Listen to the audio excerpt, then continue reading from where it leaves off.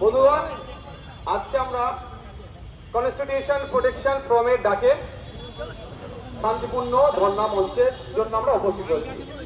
আমরা ক্যালকাটা পুলিশের joint CP স্যারকে আমাদের পক্ষ থেকে সেই কনস্টিটিউশন প্রোটেকশন ফোরামটা নির্দিষ্ট কোনো একজনের নয়, এখানে যেমন সংখ্যালঘু যুব ফেডারেশন আছে, আজাদ সমাজ পার্টি আছে, আইএসএফ আছে, ডাব্লিউপিআই আছে, পিস আছে, অল ইন্ডিয়া ওয়াকফ রক্ষা কাউন্সিল আছে, আপনার এসডিপিএ আছে, মুসলিম লীগ আছে, বিভিন্ন সংগঠন তাদের যৌথ উদ্যোগে আজকে আমাদের অবস্থান বা ধর্ণা। আমরা চাইলে সমাজটাকে লাখো মানুষ হাজির করতে পারতাম, কিন্তু আমরা কেন হাজির করিনি?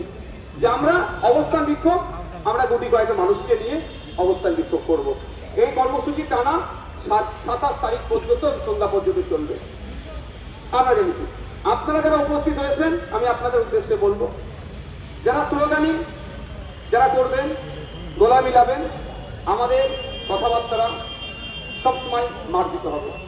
আমাদের লিডাররা আগে আলোচনা আমরা করে নিয়েছিলাম, কোন রাজনৈতিক দলের, কোন সামাজিক সংগঠনের আমরা পতাকা রাখবো না, শুধুমাত্র থাকলে আমাদের জাতীয় পতাকা থাকবে। নিশ্চিতভাবে দেখতে পাচ্ছেন বিভিন্ন ভাবে আমরা এসেছি, কিন্তু আমাদের কারো হাতে জাতীয় পতাকা ছাড়া কোনো ঝান্ডা আমরা রাখছি না। তো বন্ধুগণ, আমাদের সাথে এখন অফিসাররা এসে কথা বলেছেন, অনেক গল্প শুনিয়েছেন, সেই গল্প তো আমরা তো অনেক গল্প শুনিয়েছেন, আমরা প্রতি উত্তর দিয়েছি, তিনি আমাদের কাছে টাইম চেয়েছেন। আমি আপনাদের কাছে একটা কথা বলি, কামরুজ্জামান ভাই যে কথা বলেছেন যে আমরা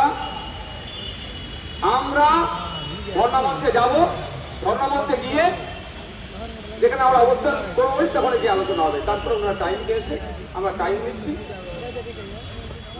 যদি ওনারা মনে করেন মাথায় টুপি থাকলে আন্দোলন করা যাবে না, তাহলে টুপিটা প্রয়োজনে খুলবো, জিজ্ঞাসা করবো,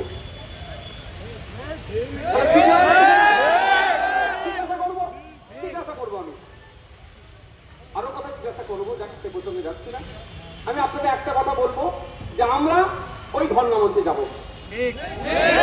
যদি পুলিশ বাধা দেয়, অনৈতিক কাজ করবে, পুলিশ যদি, এটাও বলে রাখি আপনাদেরকে, আমাদেরকে যদি মনে করে পুলিশ, এর আগে একটা বললাম মাথায় কিছু থাকার জন্য আমাদের আন্দোলনের অধিকার নাই, যদি মনে করে যে আমাদের কাউকে তুলে নিয়ে গেছে, আপনাদের দুটো কথা আমি বলবো, দলছুট হবেন না।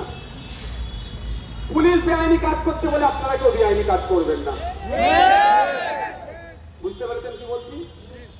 আমি আপনাদের কথা দিয়ে যাচ্ছি, আমাদের নেতৃত্বদের সাথেও কথা হয়েছে, তুলে নিয়ে গেলে চাই অ্যারেস্ট হোক আর ডিটেল হোক, যান কখন থেকে বার হলে আবার আমরা ধর্ণা মঞ্চে এসে বসবো। আমাদের নেতৃত্বদেরকে খুঁজে নিন, ইমতিয়াজ ভাই, তৌহিদ ভাই, জামান ভাই, যারা আছেন, হাটিকুল ভাই, সব এক সপ্তাহ কাপড় নিয়ে এসেছি আমরা, এখানে এসে আমরা বলবো। এটা মাথায় রাখবেন। সুতরাং দলছুট হওয়ার প্রয়োজন নয়, আর অনৈতিক কোনো কাজ করার। আমাদের দাবিগুলো কি কি? আমাদের বিশ্বজিৎ মাইতি, লক্ষ্মীকান্ত হাসদা, তাপস ব্যানার্জি, আরো যে সমস্ত নেতৃত্বরা এসেছেন, সবাই ঐক্যবদ্ধ। কেন? যে সংবিধানের উপরে আঘাত দিচ্ছে ওয়াকফ বিল, এসআইআর এর নামে নাগরিকদের মধ্যে হয়রানি তৈরি করার চেষ্টা করছে, আতঙ্কিত করার চেষ্টা করছে, যাকে তাকে নাকি ভোটার বানিয়ে দিচ্ছে। বিহারে দেখলাম বেঁচে আছে তাকে মৃত ভোটার ঘোষণা করছে। এটা বন্ধ করতে হবে। ফেক এসটি/এসসি সার্টিফিকেট রমরমা হয়ে গেছে। সারা পশ্চিমবাংলায় 1 কোটি এসসি সমাজের মানুষ নাই, 1.5 কোটি এসসি সার্টিফিকেট দিয়ে দিয়েছে। মাদ্রামি হচ্ছে, এগুলো বন্ধ করতে হবে। ভিন্ন রাজ্যে পরিযায়ী শ্রমিকদের উপর যে আক্রমণ নেমে আসছে, সেটা বন্ধ করতে হবে। ওবিসি সার্টিফিকেট নিয়ে যে পিছিয়ে বর্গের হিন্দু আর মুসলমানের সাথে যে বিচারিত হচ্ছে, এটা বন্ধ করতে হবে। এই মর্মে আমাদের আজকে ধর্ণা মঞ্চ, শান্তিপূর্ণ ধর্ম মঞ্চ, শান্তিপূর্ণভাবেই হবে। আশা করছি পুলিশ আমাদেরকে সমগ্র সহযোগিতা করবে। আচ্ছা,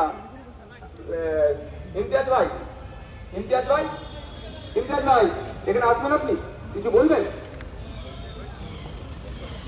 আর অনুরোধ একটা কথা, আপনাদের সবার লিডাররা সামনে আছে, আপনারা সবাই সামনে যাওয়ার চেষ্টা করবেন না, সবার লিডার সামনে আছে, কিন্তু আপনারা পিছনে থাকবেন। আমার নামে কাউকে স্লোগান দিতে হবে না, কোনো ব্যক্তিগত কারো নামে স্লোগান দেবে না।